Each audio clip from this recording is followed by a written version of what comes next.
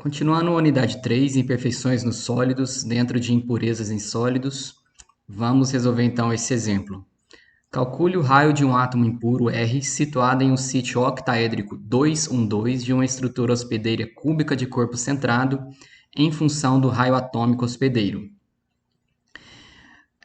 Então, nesse desenho aqui, tem a célula, esse esquema tem a célula, está mostrando aqui a célula unitária de uma estrutura cúbica de corpo centrado.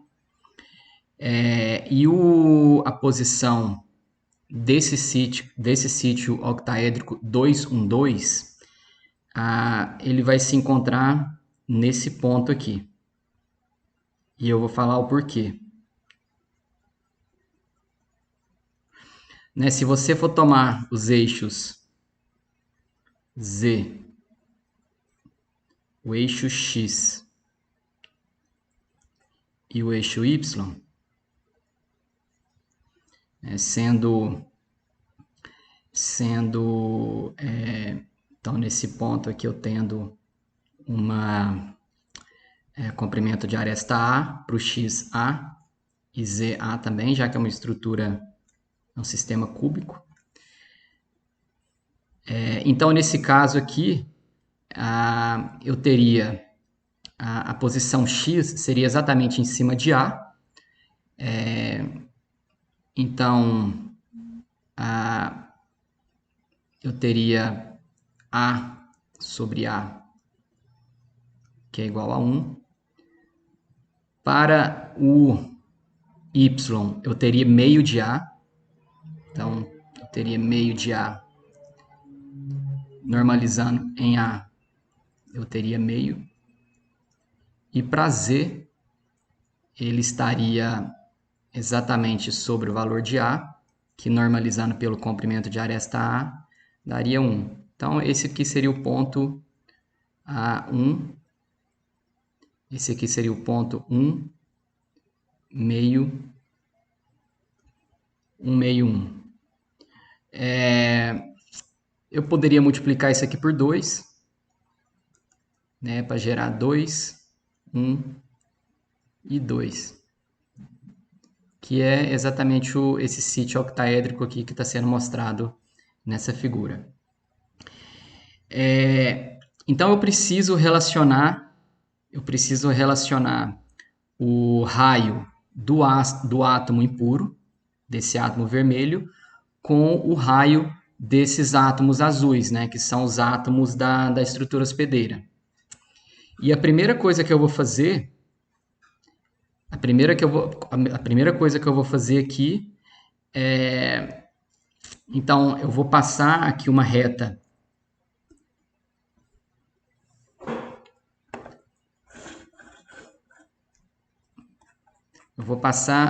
uma reta ligando esse ponto,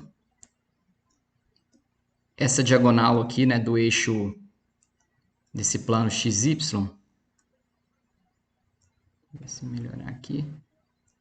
Então, eu vou passar uma reta ligando nessa diagonal. E eu teria, então, a reta aqui do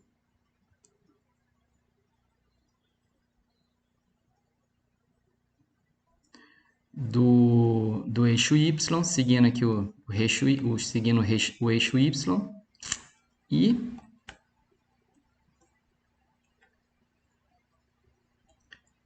vou passar uma reta também seguindo aqui o eixo X. Nesse ponto aqui. Beleza.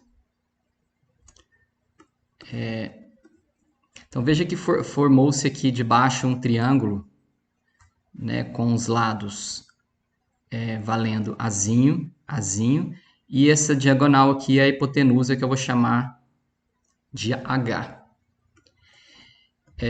Então eu sei que H ao quadrado é igual a A ao quadrado mais A elevado ao quadrado. Consequentemente, isso aqui então é 2 ao quadrado. E a hipotenusa, consequentemente, vai valer raiz de 2 vezes A.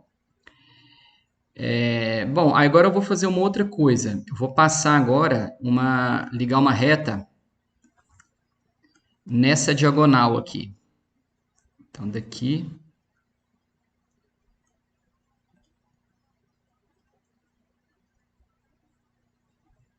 até aqui. Tem uma reta nessa diagonal. E então eu tenho aqui um triângulo. Ó. Novamente, aqui eu tenho um triângulo feito por essa diagonal, mais eu vou apagar esses outros aqui. Eu não vou precisar mais deles.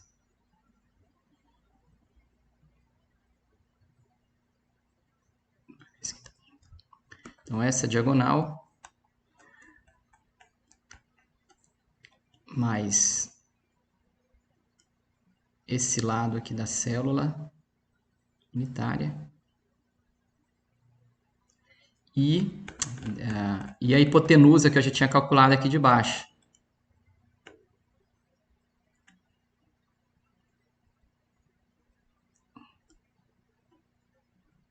Aqui, nesse ponto aqui. Aí eu tenho um triângulo aí, então, né? Eu sei que isso aqui eu já acabei de calcular, né? Esse aqui é o H e ele vale ele vale então raiz de 2A. Eu sei que isso aqui vale A, né? Porque ele é o comprimento da aresta. E veja que esse valor aqui ele vale, ó, ele tem esse valor de 1 raio mais 2 raios desse átomo aqui do centro e mais esse raio aqui. Eu poderia, por exemplo, desenhar aqui de baixo para ficar mais fácil de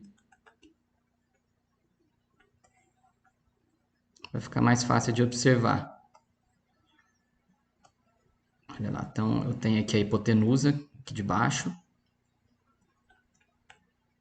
Quer dizer, do outro triângulo, essa seria a hipotenusa, né? Do nosso caso aqui agora já não vai ser mais a hipotenusa.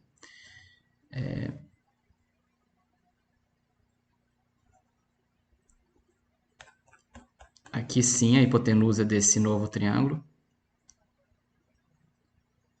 E aqui a altura.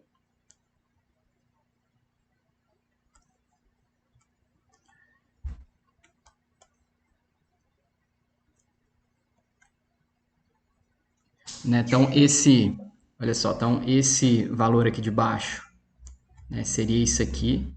Isso aqui vale raiz de 2A.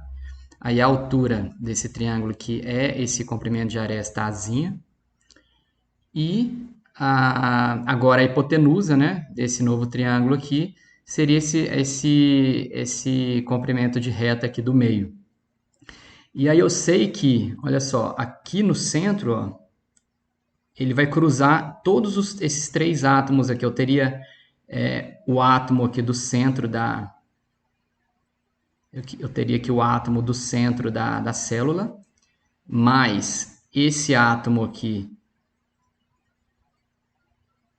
mais esse átomo aqui desse lado, e esse outro átomo que está aqui em cima.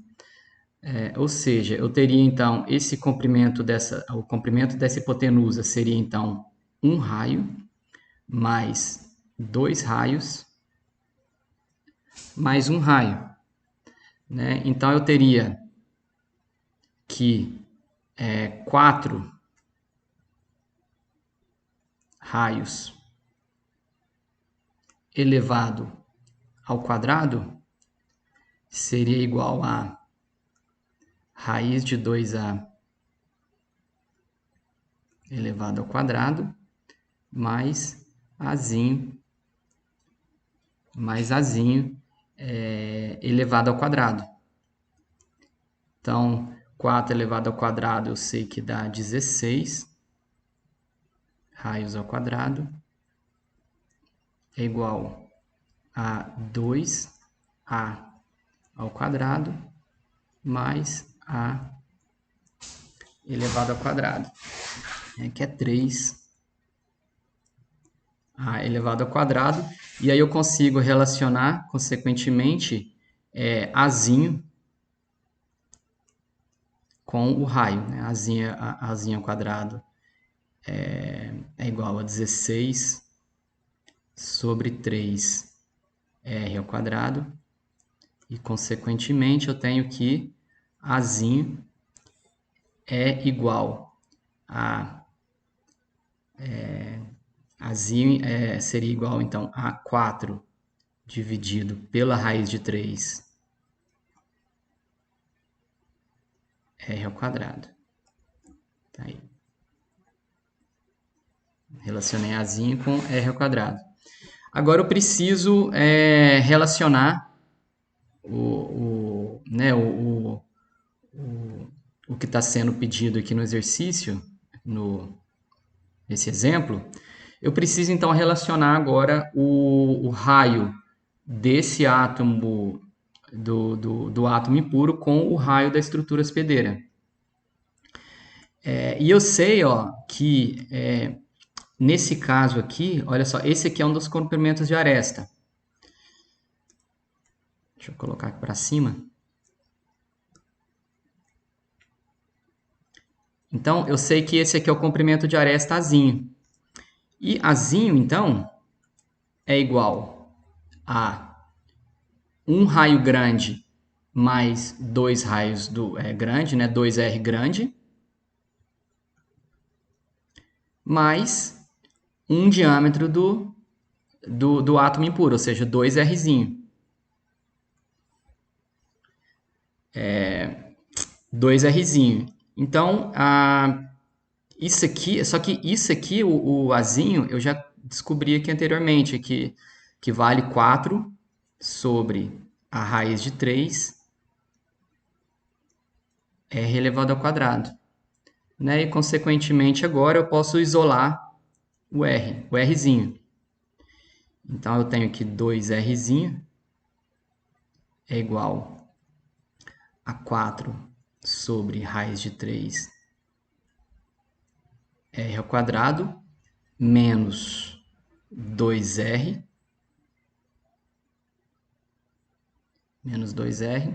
né? Então, isso aqui vai ser igual a R que multiplica 4R dividido por raiz de 3 menos 2. Então, o R vai ser igual a R que multiplica. Então, eu tenho 2, eu passo dividindo, cancela aqui, vai virar 2, isso aqui vai virar 1. R que multiplica 2R dividido por raiz de 3 menos 1. 2R dividido por raiz de 3 menos 1.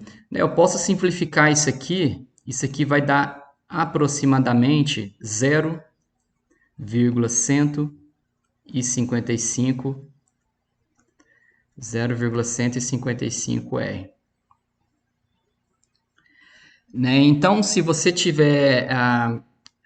souber então o raio, se você souber então o elemento que está formando a sua estrutura hospedeira, por exemplo, cobre, o níquel,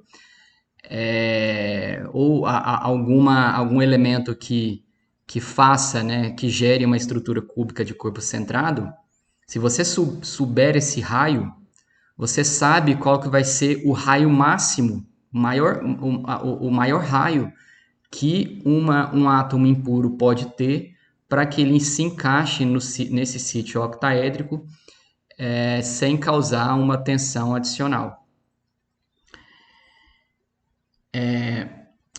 Então, beleza. Vamos partir agora para o item 3.3. O que está acontecendo aqui?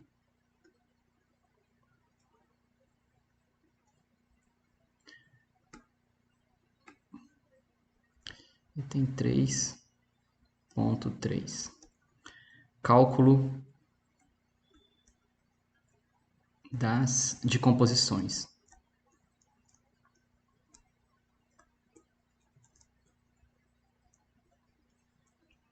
Cálculo de composições.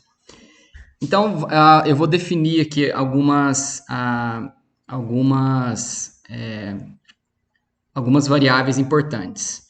A primeira delas é a percentagem mássica, ou teor mássico.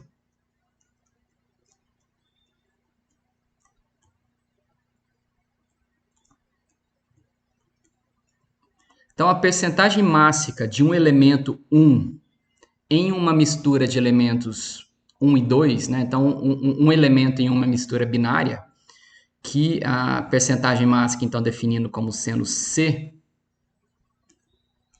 Então, a percentagem mássica C do elemento I em uma mistura seria dada, então, para uma mistura binária, né? Eu teria que a percentagem mássica do elemento 1 seria igual à massa do elemento 1 dividido pela massa do elemento 1 mais a massa do elemento 2, ou seja, a soma das massas, vezes 100, para que isso aqui seja dado em percentagem, né? Então, CI é dado em percentagem. Então, essa é a percentagem mássica. E a percentagem molar, ou teor molar,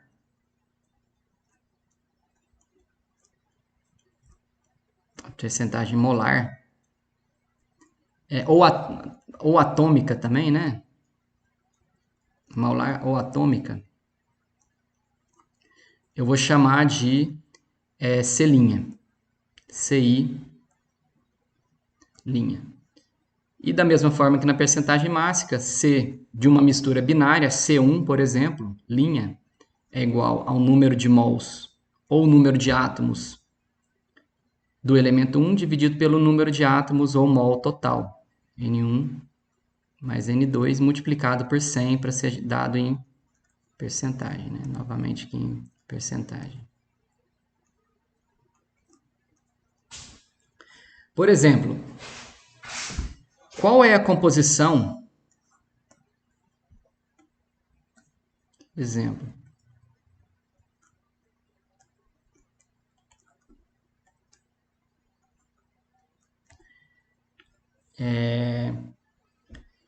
Então, qual que é a composição molar? Ou seja, a composição molar é o C'. Qual que é o C' aí?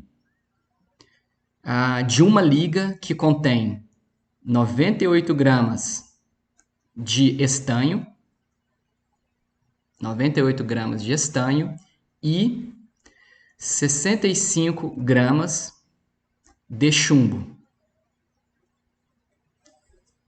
Qual é a composição molar, ou seja, o CI', de uma liga que contém 98 gramas de estanho e 65 gramas de chumbo?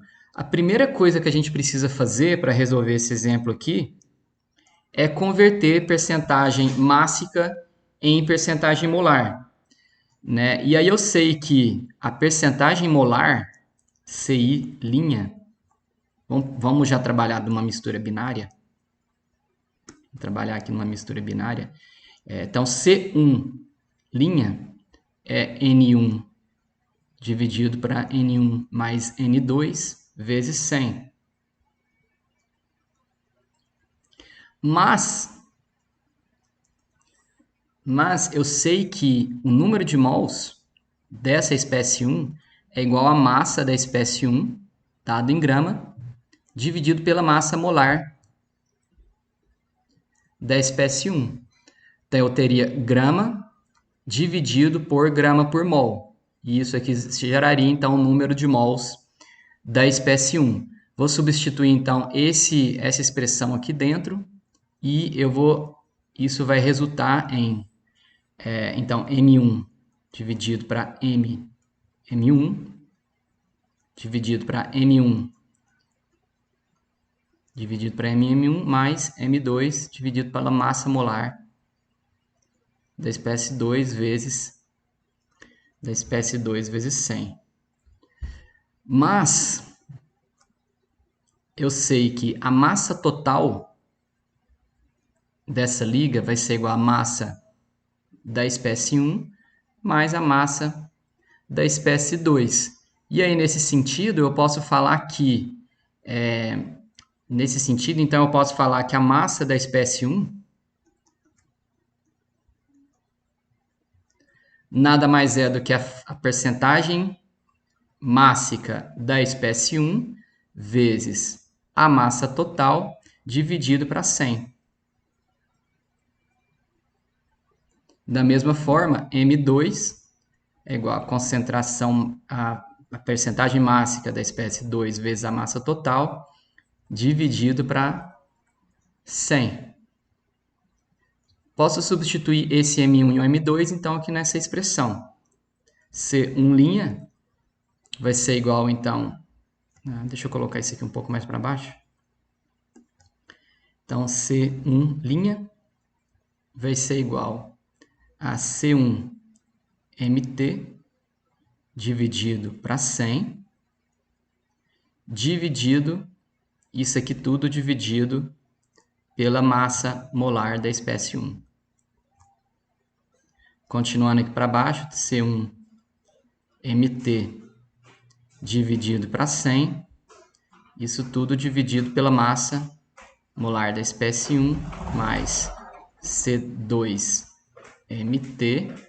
dividido para 100, dividido pela massa molar da espécie 2. E tudo isso aqui multiplicado por 100. E aí eu posso agora fazer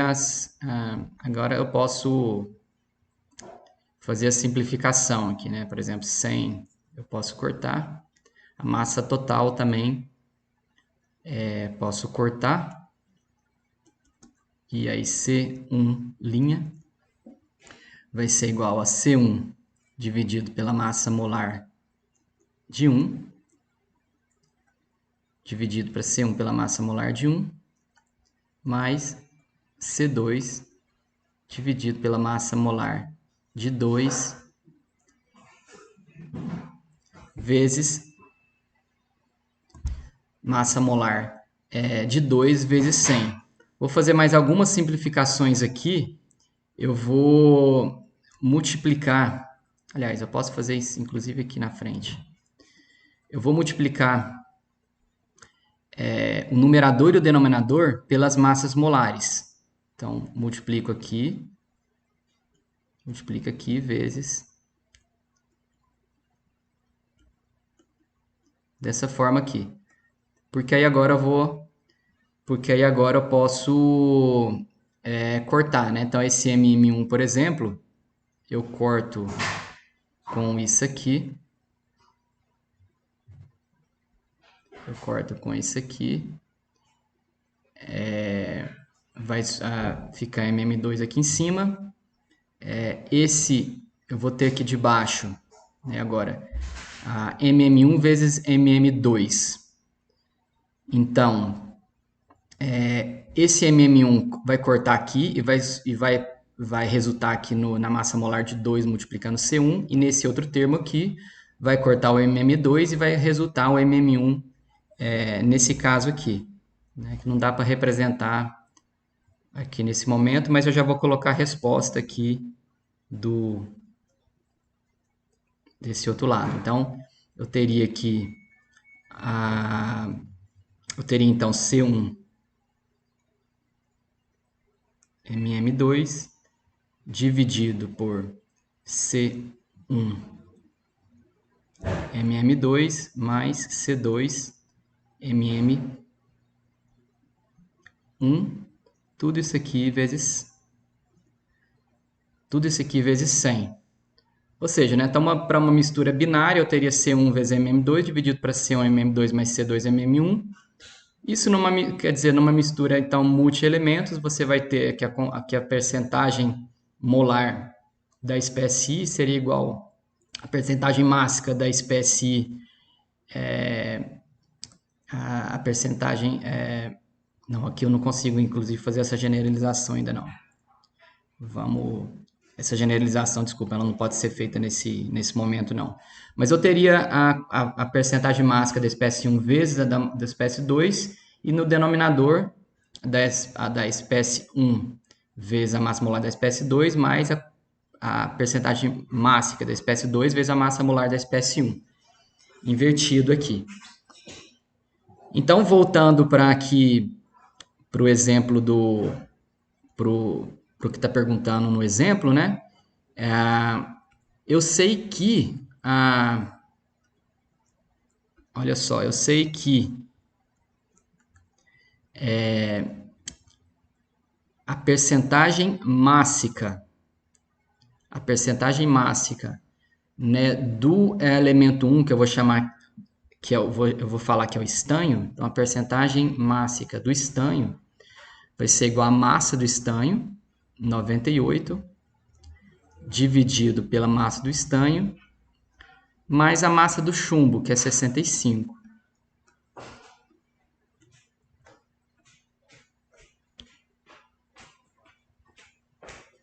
Mais a massa do chumbo, que é 65 vezes 100. E aí eu vou chegar aqui num valor de 60%. E, consequentemente, se a percentagem mássica para o estanho é de 60%, a percentagem mássica para o chumbo é o balanço disso, ou seja, 40%. Então, a percentagem molar para o estanho, colocando linha aqui, seria igual, então, a percentagem mássica para o estanho, que é 60, seria 60, vezes a massa molar, vezes a massa molar do estanho, que vale 118,71 gramas por mol, dividido, opa, fiz errado aqui, né? Na verdade, não é a do estanho, eu tenho que multiplicar pela massa molar do chumbo, ó. Então, tem que colocar pela massa molar do chumbo, que vale 207,2 gramas por mol. Então, dividido por 60 vezes 207,2, mais agora a concentração, a percentagem mássica do chumbo, que é 40%,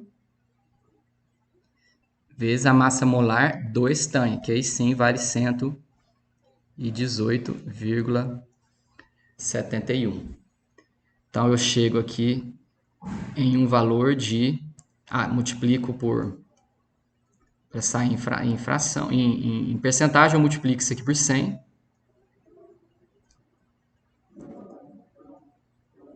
Eu multiplico isso aqui por 100, chegando no valor, então, de 46% a percentagem molar, né? um pouco inferior aos 60% da percentagem mássica. E aí, pelo balanço, eu tenho que a percentagem molar do chumbo vai ser igual a 54%. Vai ser igual a 54%. Ou então você faz o cálculo aqui para o chumbo. Tá aí então a resposta. Essas duas aqui.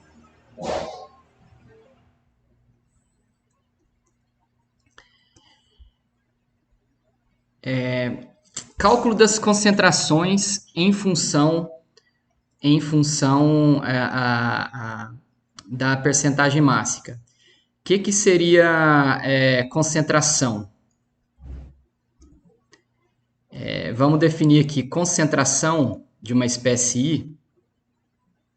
Então, a concentração da espécie I eu estou chamando de CI, duas linhas aqui em cima. A concentração da espécie I, ou seja, a unidade da concentração da espécie I, seria igual à massa do elemento I, dividido pelo a volume unitário.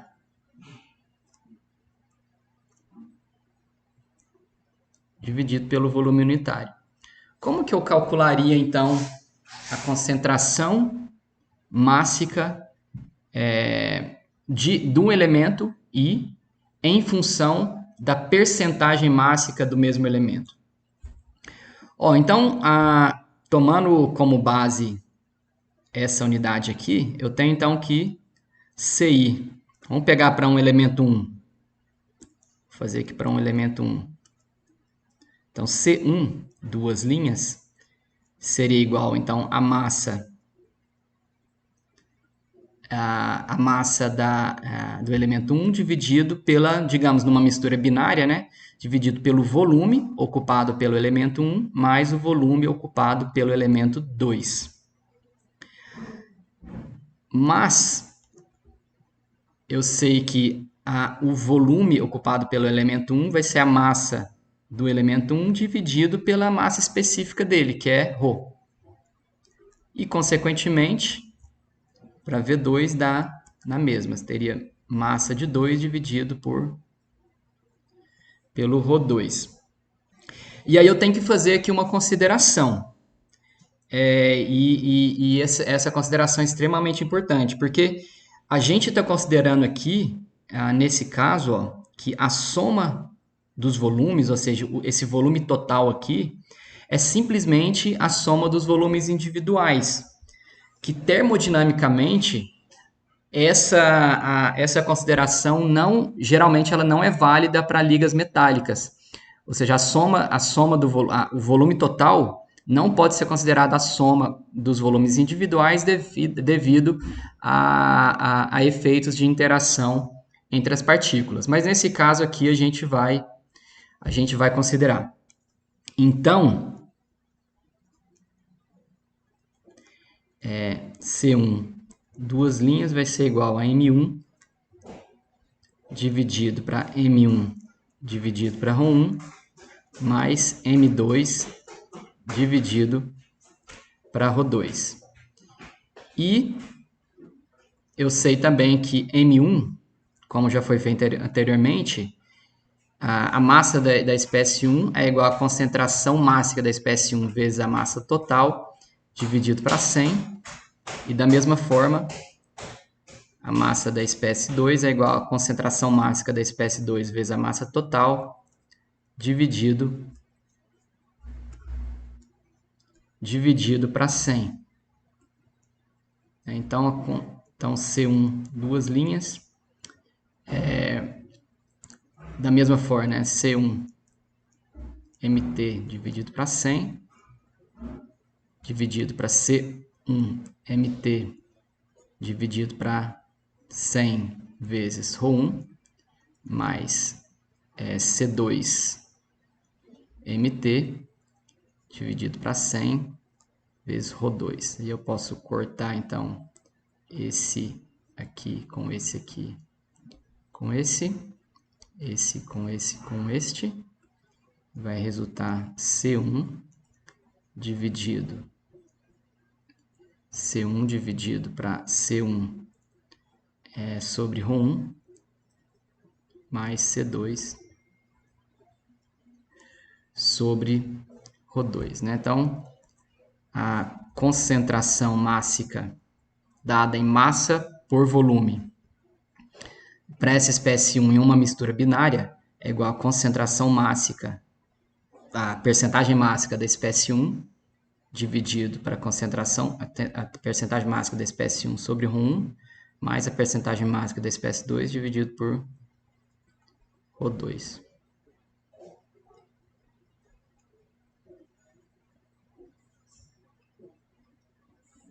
Dividido por ρ2. Um outro defeito importante aqui para a gente vão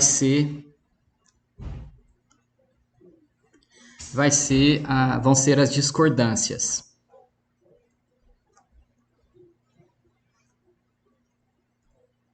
Ou então, chamados também de defeitos lineares.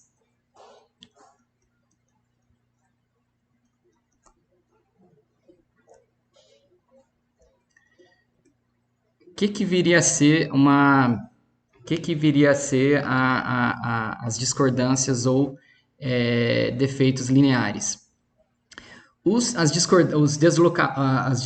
discordâncias ou defeitos lineares, no caso, um desses defeitos aqui,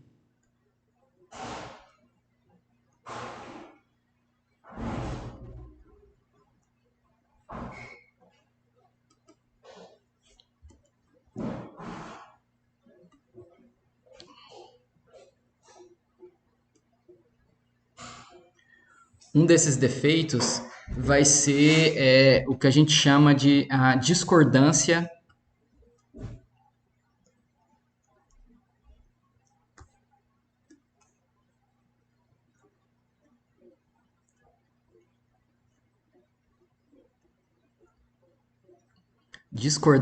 aresta. A discordância aresta, ela vai ser formada devido à existência de um plano, a existência de um plano extra que vai terminar dentro do cristal. Então, por exemplo, aqui tem a representação de uma estrutura cristalina, que dentro dessa estrutura cristalina está aqui, então, existe a presença aqui de um plano extra, que ele não estaria presente na estrutura normal, e que finaliza, que esse plano extra aqui com esses átomos mais escuros estão finalizando dentro da própria estrutura. E aí, esse símbolo, esse T invertido, então esse T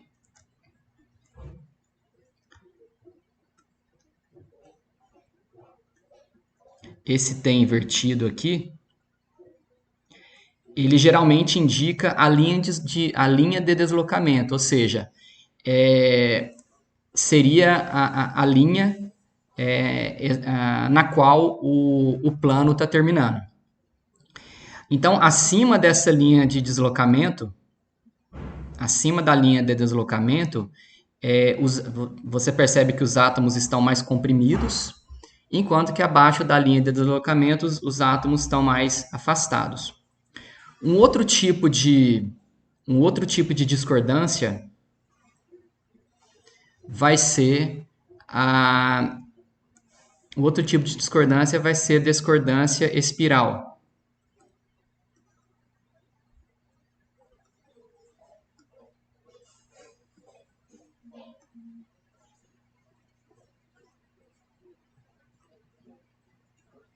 Discordância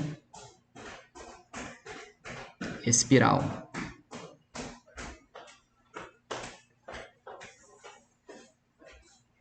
Aqui na discordância espiral, ela pode ser pensada como uma tensão de cisalhamento que está sendo introduzida aqui na parte superior aqui, por exemplo, dessa estrutura, nesse ponto aqui, por exemplo,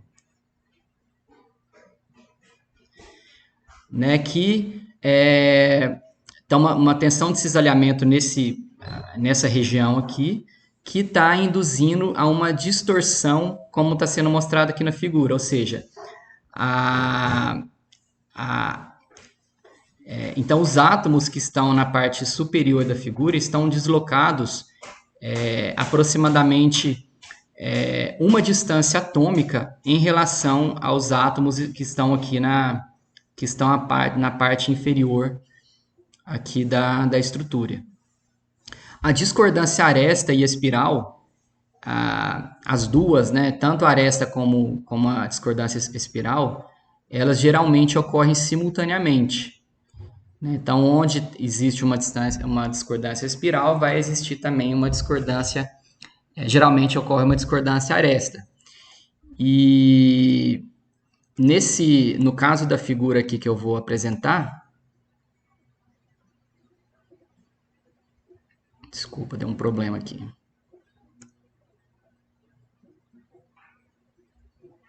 Que eu acho que agora a gente vai começar a ter problema, quer ver?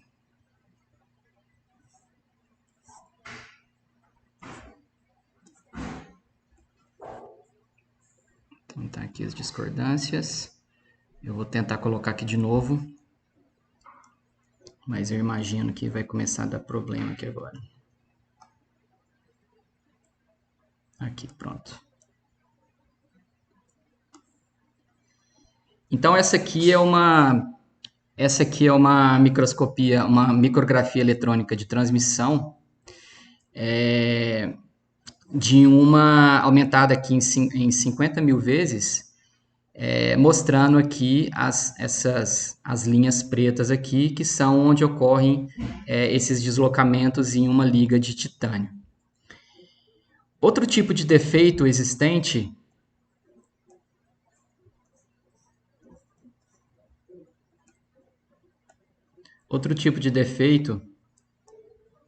são os defeitos interfaciais.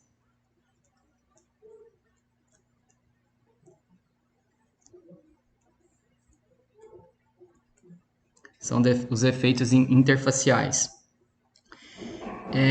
E um dos defeitos interfaciais existentes são os defeitos em superfícies externas. Os defeitos em superfícies externas. Então, no caso dos defeitos em superfícies externas, considere que, por exemplo, aqui essa célula unitária aqui para uma estrutura cúbica de corpo centrado. Né? Então, o átomo central, que é um átomo em um sítio octaédrico, veja que ele tem 8 átomos ao redor aqui fazendo distâncias iguais. Então, esse átomo aqui, se ele estivesse no centro, no centro de uma estrutura, né, ele estaria, por exemplo, fazendo ligações com 8 átomos. Agora, se por acaso esse átomo estivesse aqui na superfície externa de uma determinada estrutura, veja que esses átomos aqui que eu vou colocar em preto, eles não existiriam, por exemplo. Porque o átomo central aqui, por exemplo, seria o átomo que estaria já em contato já seria o átomo da superfície. E aí, nesse caso, esse átomo aqui da superfície, ele não faria a ligação, o que normalmente ocorreria com esses 8 átomos aqui ao redor, mas sim com apenas 4.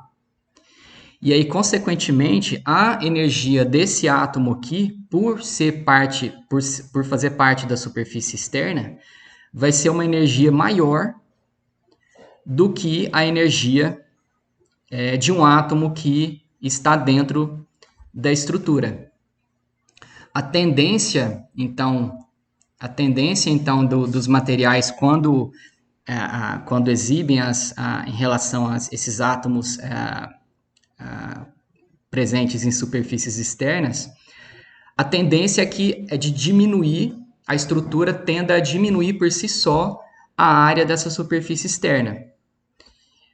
Em metais, já que as estruturas são rígidas, isso não é muito visível. Mas um exemplo bastante interessante desse tipo de comportamento ocorre nas gotas de água. As gotas de água tendem a exibir a superfície esférica, porque a esfera possui a menor área externa possível para determinado volume. Um outro tipo de defeito interfacial vai ser o contorno de grão.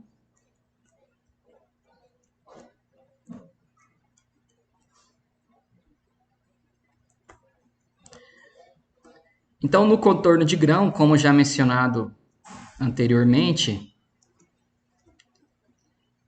eu teria então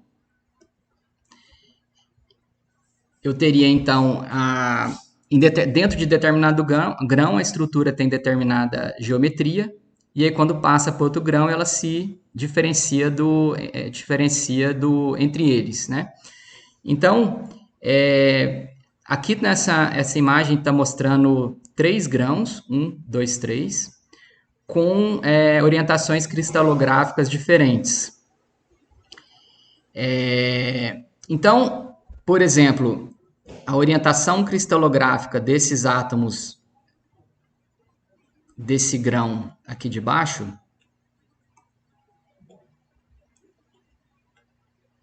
então essa estrutura, a orientação cristalográfica está nesse sentido aqui. Enquanto que desse átomo, dessa estrutura adjacente, então a estrutura já está, ó, nessa direção. Vai existir, então, forma-se, então, um ângulo entre essas estruturas, que ele pode ser pequeno, como nesse caso, mas também pode ser grande, como no caso aqui de cima. Ângulos pequenos, na ordem de alguns graus, geralmente ocorrem devido à presença de um contorno inclinado. Contorno inclinado.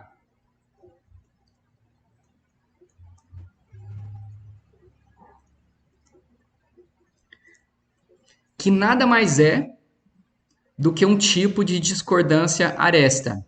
Né? Então, por exemplo, se a gente visualizar, por exemplo, essa estrutura aqui de baixo, que estaria